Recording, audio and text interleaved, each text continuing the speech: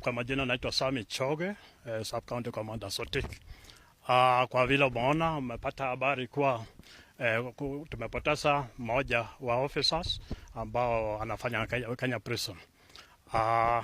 Uchunguzi inafanywa, Scenes of Crime amechukua uchunguzi na tutawaeleza yale yote yanaweza kutokea.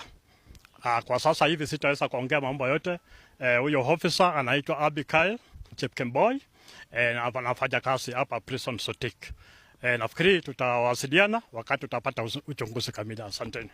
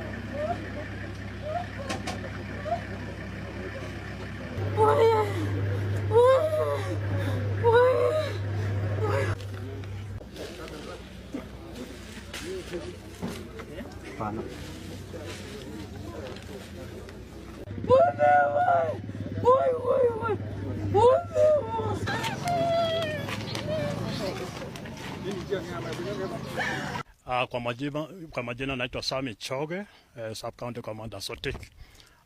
Kwa vile umeona umepata habari kuwa tumepoteza mmoja wa officers ambao anafanya Kenya Prison. Uchunguzi inafanywa, Scenes of Crime amechukua uchunguzi na tutawaeleza yale yote yanaweza kutokea. Kwa sasa hivi sitaweza kuongea mambo yote. Huyo officer anaitwa Abigail Chepkemboi, anafanya kazi hapa Prison Sotik. Nafikiri tutawasiliana wakati tutapata uchunguzi kamili. Asanteni. Thank you. Kwa sasa tunafanya uchunguzi. Sema suspect, this is a suspected love triangle suicide, ama love triangle. So tunafanya uchunguzi. Asante sana. Bomet County is one of the leading counties in femicide and gender-based violence. Bomet County, Kericho County, na Homa Bay. And we condemn it. I am so sad because you can imagine a very young police, a prison officer, ameuliwa jana na mzee wake ama na boyfriend wake. Ikiwa umeshindwa, tafadhali mpatie nafasi ili mtu aendelee kuishi. Kama umeshindwa kukaa na mtu, tafadhali mwache akae na uhai. Na mimi nataka kuongelesha pia kina mama na madada zetu. Ukiona mtu amekuja leo nyumbani amelewa, kesho amelewa, anakuthreaten, tafadhali usikae. Afadhali uende nyumbani ukae ukuwa na uhai kuliko ukae mpaka ukufe ubebwe kama umeuliwa. It is so sad to lose a young officer just because of small differences in our families. Let us protect our girls, let us protect our boys, let us work hard. We will continue shouting so that whoever amefanya jambo kama hilo ashikwe. Akishikwa akuwe ni kama example kwa wengine, wasiendelee kuuana, kuchapana, kwa sababu tunataka headline yenye inakuja Sotik ikuwe ni Sotik constituency today we are celebrating 320 graduates who are all going to be moving on in terms of their business engagements na mambo yote yale mazuri.